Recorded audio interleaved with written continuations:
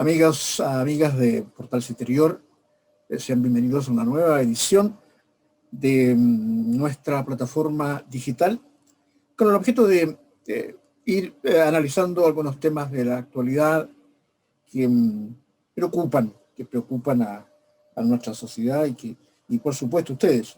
Y por eso que estamos preocupados también nosotros de entregarles lo mejor que está a nuestra disposición.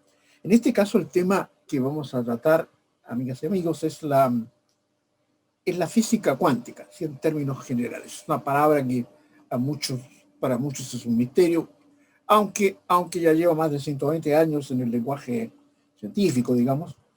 Y en general hay mucha información que tiene mucho que ver con la sociedad y que está vinculada a este tema de la física cuántica y sus aplicaciones en el mundo real, ¿no? En el mundo tecnológico sobre todo. Para ese efecto, queridos amigos, hemos invitado a un destacado científico chileno, investigador de reconocimiento mundial, y que nos puede dar muchas luces sobre este tema.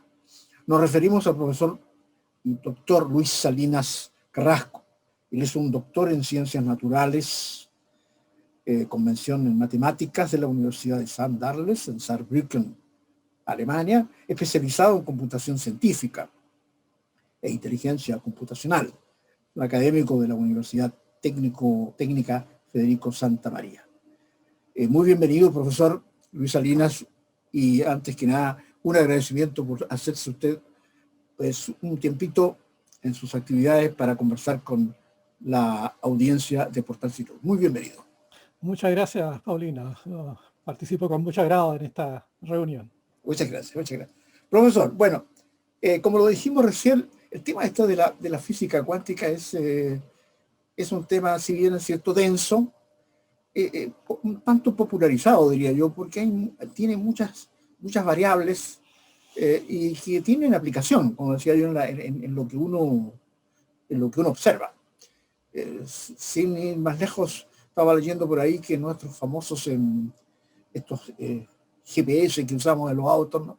Tienen que ver un poco con eso. Pero para empezar, profesor, ¿cómo definiría usted este nuevo giro de la física a partir del año, entiendo, 1900, con Planck? ¿Cómo definiría usted este avance de la física y esta nueva forma de mirar los fenómenos de esa naturaleza? Muy bien, una pregunta muy interesante. Antes de comenzar, yo quisiera aclarar de que yo no soy físico de profesión. Yo estudié Ingeniería Civil Electrónica en la Universidad de Santa María. Me especialicé ahí precisamente en computación, informática, electrónica, y posteriormente hice un doctorado en matemáticas en la Universidad del Saarland en Alemania. Pero debido a mi trabajo profesional y académico, he estado en permanente contacto con colegas y amigos físicos con quienes he aprendido mucho. Y de hecho hemos desarrollado proyectos en conjunto, en particular uno muy importante que reúne en realidad tres especialidades: física de partículas, física de altas energías, informática y electrónica. Y es en ese ámbito que yo a lo largo de los años me he ido educando en la física. Ahora, para entrar en la pregunta propiamente tal, efectivamente el siglo XX, los albores del siglo XX presencian dos revoluciones fantásticas en la física. Una de ellas es la teoría de los cuantas de Max Planck, y la otra es la teoría de relatividad de Albert Einstein. Ambas teorías han marcado todo el desarrollo de la física durante el siglo XX. Y en realidad el origen de la teoría cuántica es un poco el estudio de la termodinámica y de ciertos fenómenos fotoeléctricos, por ejemplo, en los cuales las explicaciones de naturaleza ondulatoria que hasta ese momento se tenían con las ecuaciones de Maxwell y similares, no daban cuenta del problema, no resolvían este problema, en ese caso de energías muy pequeñas.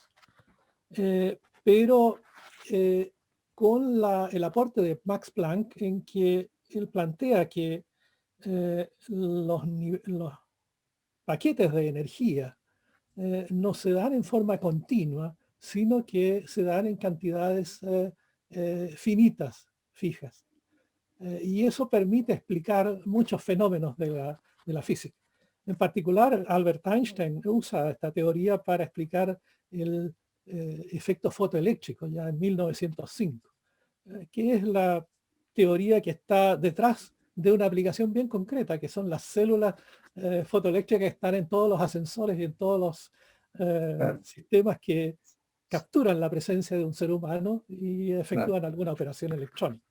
Bueno, esos dos principios, teoría de los cuantas y teoría de la relatividad, en realidad se han ha encontrado muchísimas aplicaciones a lo largo del siglo XX. En particular, como tú lo manifestabas, Paulino, el GPS debe tener en cuenta fenómenos relativísticos.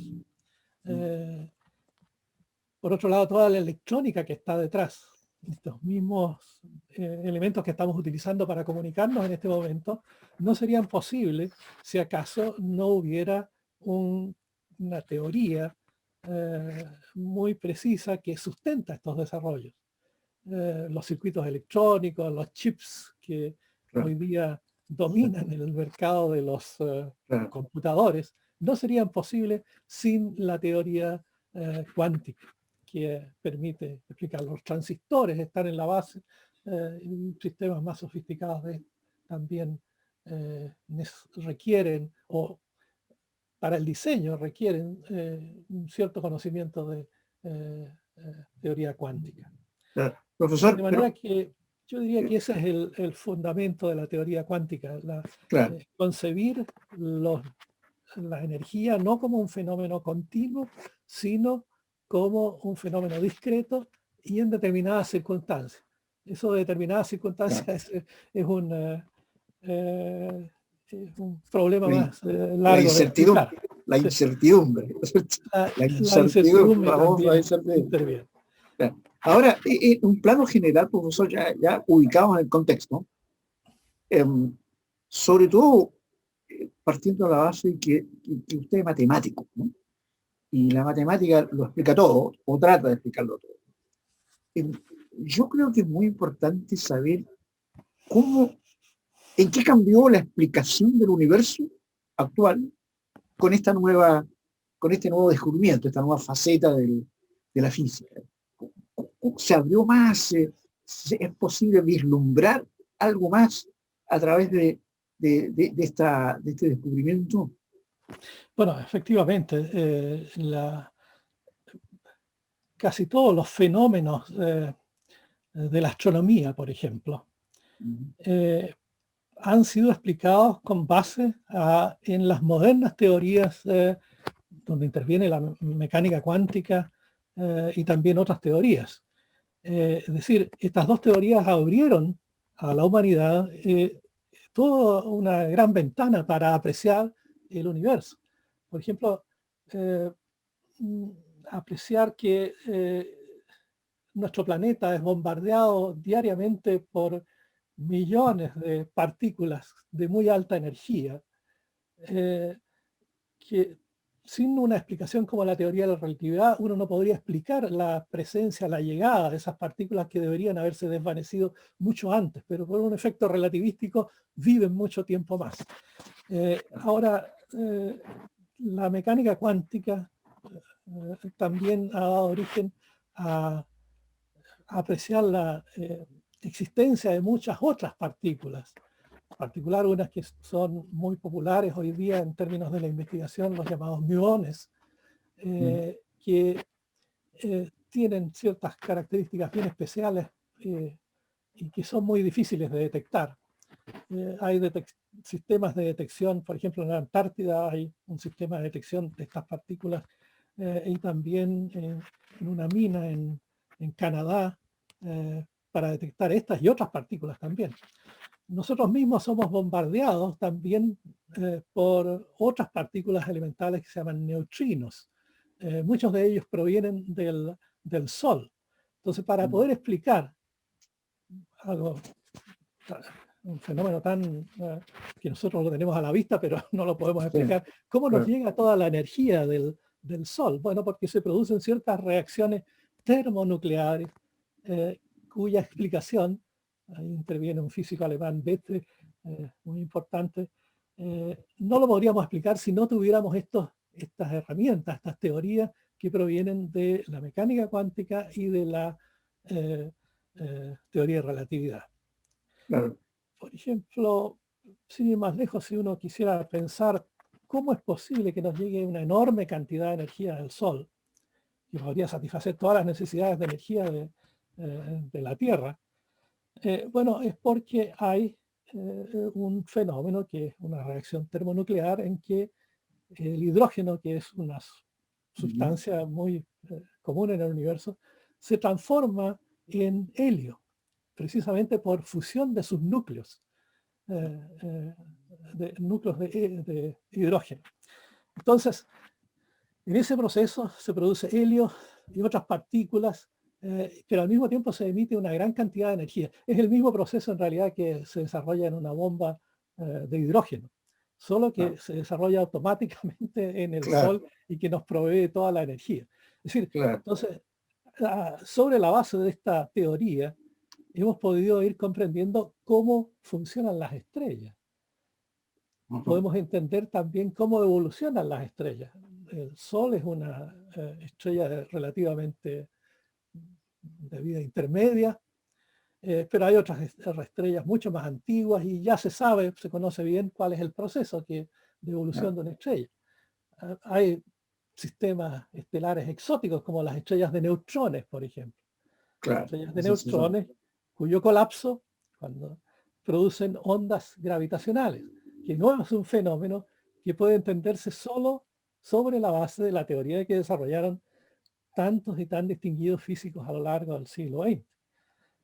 Es decir, entonces estas teorías no solo han tenido un impacto en la tecnología, como lo veíamos, pero también en nuestra manera de percibir el mundo y el universo en el cual vivimos. Claro, hay que tener presente que logramos explicar muchas cosas, pero son más las preguntas abiertas que quedan. Quedan muchas más preguntas. Cada vez aparecen muchas más preguntas. Por ejemplo, profesor, hay algo que a la gente le fascina. La gente que le gustan estos temas y que no entienden mucho, están lejos de una percepción más científica del tema, pero que les fascina esta situación, esta pregunta que ha derramado la física cuántica en el sentido de la función que cumplen las partículas y las ondas en un determinado escenario, y en la cual un objeto, una materia, podría transformarse o expresarse, ya sea en partícula o ya sea en onda. Entonces, eso es fascinante. Si usted ve, por ejemplo, en la prensa aparece normalmente este tema de los sortilegios, los misterios, el gato de Schrödinger y todas esas cosas, una cosa que está en un lugar y no está. ¿Cómo lo ven ustedes? ¿Cómo lo explican ustedes los científicos? Esa pregunta está en el núcleo, en el corazón de la teoría cuántica, de la mecánica cuántica. Pero hay que advertir que en realidad hay un gran físico norteamericano, Richard Feynman, una de cuyas declaraciones es útil tener siempre presente. Y lo que dice él es simplemente, bueno, nadie entiende muy bien la teoría cuántica. Richard Feynman fue premio Nobel y una de las mentes más brillantes del siglo XX en realidad. Si él decía que es difícil de entender, yo le creo absolutamente. declaraba aún más. Si alguien dice que entiende, comprende la teoría cuántica, lo más probable es que no la entienda. Eso decía, declaraba Así que sí. Feynman. Ahora, ¿qué es lo que plantea la teoría cuántica? En realidad que las partículas tienen una existencia dual, en que en un momento se manifiestan como onda y en otro momento se manifiestan en forma de partículas. Y hay ciertos experimentos en los cuales esto se pone en evidencia. Es muy característico, es un experimento que se realiza con electrones. Los electrones, uno está acostumbrado a considerarlos como partículas, pero para muchos efectos también tienen comportamientos de tipo onda. Y el mismo fenómeno que se produce con la luz, por ejemplo, de interferencia, al pasar un haz de luz por una pantalla que tiene dos ranuras relativamente próximas, al pasar esta onda luminosa, que es una onda, a pesar de que como partículas son fotones, bueno, producen interferencia. Y lo que se ve proyectado son bandas claras y bandas oscuras, bandas claras y oscuras que indican que, bueno, que ha habido un fenómeno de interferencia ondular correspondiente a las ondas. Ese mismo fenómeno también se manifiesta con las partículas como el electrón.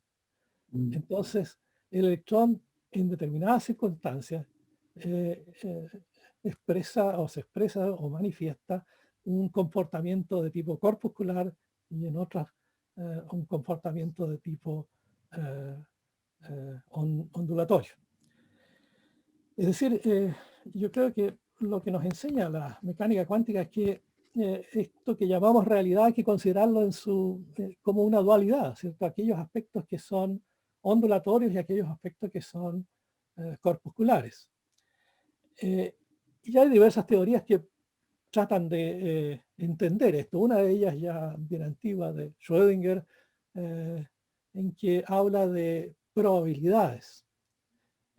Probabilidad de encontrar una determinada partícula en un determinado nivel de energía. Las partículas serían ciertos estados de energía del campo electromagnético que está subyacente. Así, por ejemplo, uno en los colegios habitualmente se habla del modelo de Bohr de los átomos.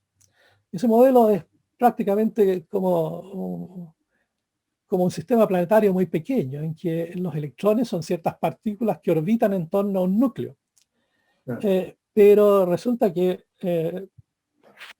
han mostrado las investigaciones posteriores que los átomos no son así, sino que en torno al núcleo hay una nube de electrones donde no se puede decir el electrón está en tal posición.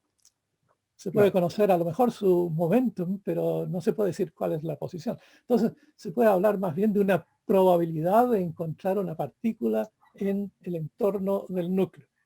De manera que eso es de nuevo un giro fundamental en la apreciación del mundo.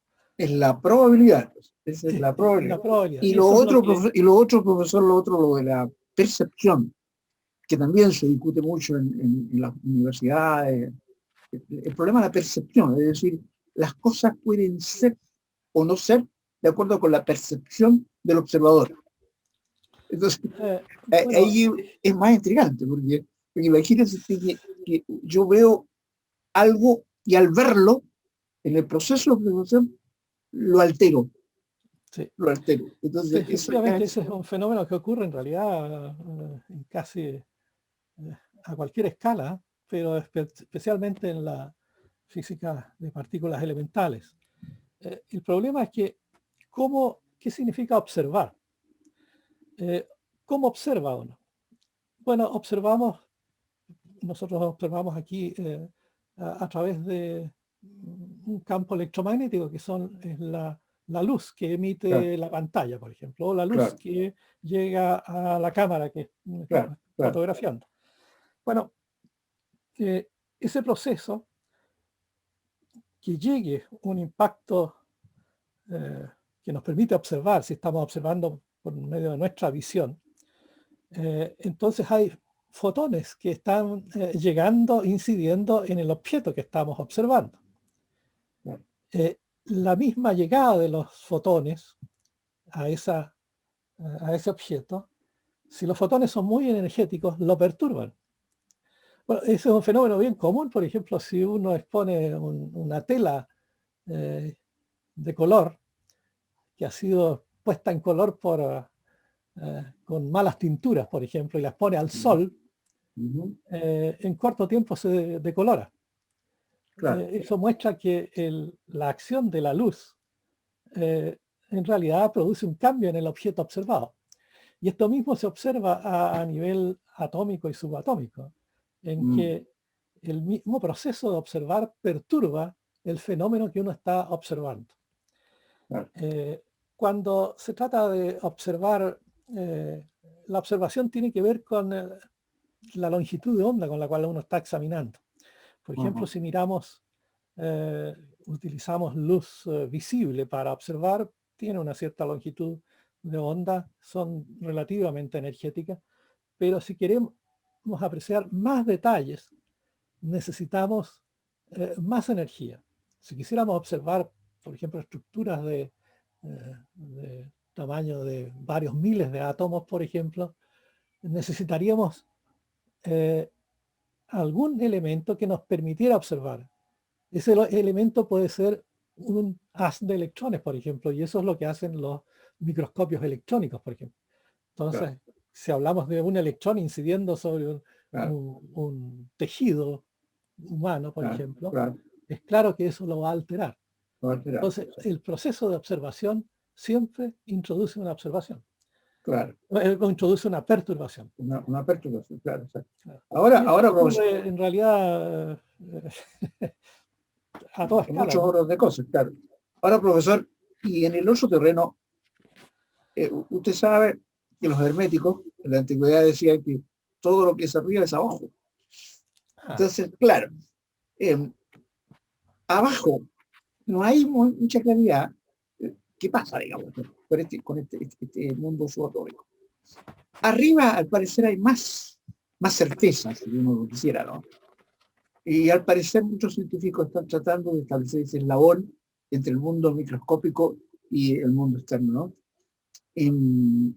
Eso nos lleva a la reflexión, profesor, que mucha gente se hace en el sentido de que será algún día posible encontrar una ley que una esas dos realidades, esas realidades que parecen un tanto separadas, ¿no? Ya. Bueno, en realidad ahí entramos en un terreno sumamente resbaloso, que en realidad a los científicos los pone en guardia. ¿Y por qué razón?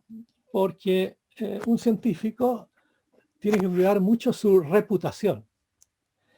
Entonces, los problemas en que investiga tienen que estar sobre una base científica muy clara. Aquellos otros aspectos del conocimiento que escapan a esta base científica son mirados con cierta suspicacia por parte de los científicos.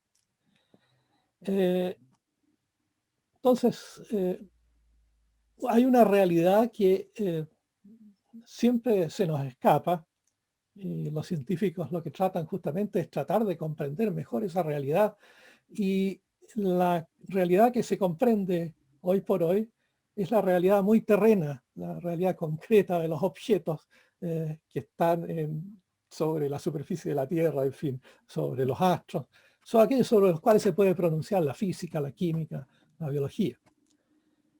Y ese otro mundo más metafísico, de lo que a veces se dice que es lo que está más arriba, es una realidad, yo diría entre comillas, que escapa al ámbito de la ciencia propiamente tal. De vez en cuando hay estudios de sabios que se adentran en esa especulación, ¿cierto? Pero por lo general se mantiene una distancia entre esos dos mundos. Estamos muy lejos de comprender cómo es a pesar de todos los avances, todos enormes avances que se han logrado, estamos lejos de comprender aspectos bien esenciales de la naturaleza física. De aquellos otros que tienen que ver con realidades esotéricas de escuelas muy antiguas, están ajenos a la ciencia. Hay estudios, de hecho, en mi biblioteca tengo algunos estudios en esa dirección, pero difícilmente un científico se pronunciaría. Se atrevería, ¿no?, a formular. Porque pone en juego su prestigio. Claro. Pero hay tantos problemas en este mundo, llamémoslo más real, más tangible, más cercano a nuestra experiencia, porque aquella otra no está en el ámbito de nuestra experiencia. Tal vez está en la experiencia de algunos videntes, pero eso escapa a la ciencia. La misma física tiene tantos problemas que no se han resuelto. Por ejemplo, hoy por hoy hay un problema enorme, que es el problema de la materia oscura. Nadie sabe lo que es la materia oscura. Todo el mundo habla de ella, pero nadie sabe. Todo el mundo habla, pero nadie sabe. Porque tiene cualidades muy extrañas, ¿cierto? ¿Cómo surgió esta idea de la materia oscura? Es por el hecho de que fue un astrónomo el que lo planteó, Zwicky, creo que se llamaba así. Lo que pasa es que observando las galaxias, no solo las estrellas, sino los sistemas formados por estrellas, galaxias, las galaxias tienen movimiento, rotación, traslación, y rotan a una velocidad tal que las estrellas individuales tendrían que salir disparadas alejándose del centro. Y no ocurre así. ¿Qué es lo único que impide entonces que una galaxia completa que está rotando, qué es lo que impide que se desordene, salga volando la estrella y se aleje de la galaxia? Bueno, lo único que podría hacer es una fuerza gravitacional. ¿Y de dónde sale esa fuerza gravitacional? Porque haciendo la suma de todas las fuerzas gravitacionales que hay en la galaxia, no da para mantenerla coherente. Entonces postula este científico la existencia de una materia que denomina oscura, que interactúa con la materia normal, la materia que nosotros conocemos, esta mesa, en fin, solo por la gravitación. Y eso es una explicación razonable y parece que es así. Lo único malo es que esta materia oscura no interactúa de ninguna otra manera más que gravitacional con la materia normal. Entonces, ¿qué pasa con esta materia oscura? Esas partículas, si es que son partículas, podrían decaer en partículas normales que nosotros podamos detectar. Ese es un ámbito en el cual se investiga. Por eso hay detectores de partículas que tienen que estar muy quietos o muy protegidos, muy blindados frente a otras perturbaciones. La Tierra es bombardeada por rayos cósmicos, por ejemplo. Entonces los rayos cósmicos echan a perder cualquiera de estos experimentos muy delicados. Entonces por eso es que hay que colocar estos detectores que son en realidad piscinas enormes de ciertas sustancias, con agua, algún tipo de agua, fluoruro. Es una incógnita esa, la materia oscura, una gran incógnita, es un 70% de la realidad de la materia. Claro, tratan de detectar si acaso, pero no han sido concluyentes los resultados. Claro. O al revés, ¿será posible que una partícula normal decaiga en materia oscura? En fin, todas esas preguntas no se saben. Claro. Usted decía, profesor, al comienzo, algo que quedó dando vueltas ahí. Estamos hablando, amigos, con el profesor Luis Salinas Carrasco, investigador reconocida solvencia en Chile y en el extranjero. Y la pregunta que queda dando bote, como dirían los futbolistas, que hay en el área dando bote, es que, y usted lo insinuó de alguna manera, ha dicho, bueno, la ciencia llega hasta ahí nomás. Nosotros los científicos llegamos hasta ahí. No nos metemos ahí. Los filósofos quizás, los religiosos, los místicos, pero eso no es ciencia. Eso es ya en materia de investigación, no es ciencia. El tema, profesor, es el hombre, ¿no? Es la persona humana, hoy. Y yo lo quiero llevar para redondear esta interesante entrevista, Comportarse Interior, a ese plano, para que usted redondee su idea en el sentido del hombre, del destino nuestro como especie humana. eh, eh, Deberíamos seguir investigando algo que nunca vamos a llegar al final. Deberíamos concentrar nuestro esfuerzo en temas que le afectan al hombre hoy y que tienen que ver con la ciencia, como usted lo ha dicho, la tecnología, etcétera, etcétera. ¿Cuál debería ser un enfoque humanista de este tema, profesor? Bueno, los científicos son científicos, pero también, por supuesto, tienen inquietudes de naturaleza filosófica. Los físicos, hay ciertos físicos que se han interesado muchísimo por estos temas. Por ejemplo, el gran Heisenberg, una persona que trabajó en mecánica cuántica, ha escrito textos de filosofía sumamente profundos. Claro que hay que tener presente que eso también es el resultado de un cierto tipo de educación que había en Alemania por los años principios del siglo XX. Bueno, Alemania lo ha mantenido. En que el científico era además un hombre muy completo en otras disciplinas. Muchos de ellos estudiaron en el gymnasium, que estudiaban griego, Claro. latín, algunos hebreos incluso, y por supuesto filosofía. Y son muy interesantes las observaciones que él plantea en sus conversaciones, por ejemplo, con Niels Bohr. En fin, con esto quiero decir que los científicos también se preocupan de problemas de naturaleza filosófica o de naturaleza de otras disciplinas. Todavía andan circulando por ahí un librito de Schrödinger acerca de su apreciación del mundo biológico. Ahora, hay problemas en los cuales los físicos también intervienen. Por ejemplo, hoy día es un problema la conciencia, ¿cierto? Claro. ¿Qué es la conciencia? ¿Será una ilusión? ¿Nos imaginamos que cada uno de nosotros tiene una conciencia y un sentido moral, por ejemplo?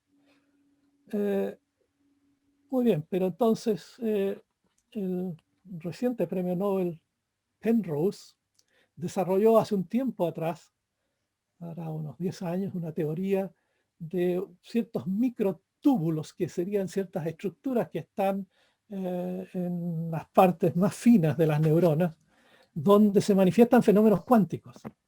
Y él encuentra, él plantea, bueno, no estará aquí la posibilidad de la conciencia y del libre albedrío, etcétera, etcétera. Bueno, posteriormente otros investigadores han echado por tierra su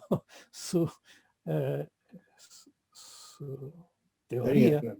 pero eso muestra cuál es la inquietud, ¿cierto? Es decir, el científico no solo está inmerso, lo mismo que cualquier profesional de la ingeniería o de la medicina, de vez en cuando también piensa en estos problemas de la cultura, del conocimiento más amplio. El conocimiento de la especie humana abarca muchísimo más que lo que son las teorías de la física y lo de la matemática. Entonces, frente a eso, yo creo que la mayor parte de los científicos tienen una actitud de apertura, de examinar también esas posibilidades, pero de no aceptar dogmas en ese ámbito, no aceptar tampoco las apreciaciones o visiones de determinados individuos que dicen, bueno, esta es la visión correcta, esto es lo que ocurre. Bueno, puede aceptarse a título de hipótesis, pero solo los métodos de la ciencia son los que permiten validar un poco esas afirmaciones. Y la historia ha mostrado tantos individuos que han contado tantas historias muy difíciles de verificar, o inverificables, o simplemente erróneas y falsas. Claro. Entonces, Al final el científico tiene, el ethos del científico es que pone todo en duda, pero aquellas cosas que afirma las tiene que sustentar con una demostración que sea aceptable por sus críticos, que son sus propios pares. Claro. La verificación. Eso es lo que separa la ciencia de otras disciplinas. Queridos amigos, bueno, como todo tiene un final, vamos a tener que despedir esta muy interesante charla con el profesor Luis Salinas Carrasco, quien ha tenido la gentileza de alumbrarnos este sinuoso sendero de la ciencia en relación a la física cuántica y todos los fenómenos adyacentes. Le agradecemos, profesor, nuevamente su gentileza. Vamos a dejar invitado para la próxima oportunidad porque quedan en la vida algunos temas muy interesantes, sobre todo con la conciencia, ¿no? Y a ustedes, amigos del Portal Citerior, también nuestro agradecimiento por haber participado junto a nosotros en la escucha de esta interesante charla del profesor Luis Salinas, a quien despedimos muy fraternalmente. Muchas gracias, profesor. Agradezco muy sinceramente la posibilidad que se me ha brindado de presentar algunas ideas que son un poco las ideas que me apasionan en estos temas. Muchas gracias, profesor. Gracias. Hasta luego, amigos, hasta luego, profesor, y hasta otra oportunidad con un nuevo tema de tanto interés como el de hoy en Portal Citerior. Hasta luego. Gracias.